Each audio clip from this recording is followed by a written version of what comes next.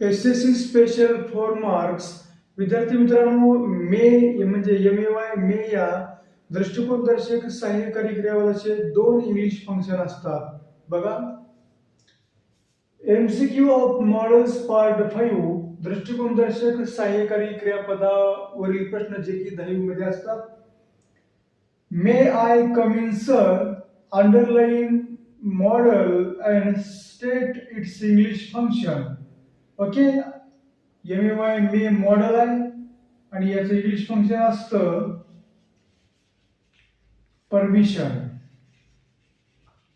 त्याचं English function असतं permission, परंतु परमिशनचं जे मे असतं ते वाक्याच्या सुरुवातीला असतं. ओके, चला आता दुसरं मेचा आणखी एक उपयोग असतो, त्याचं इंग्लिश फंक्शन असतं it may rain today, underline the model and state its English function.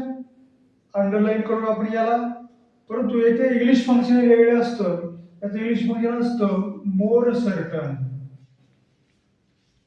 More certain. Okay,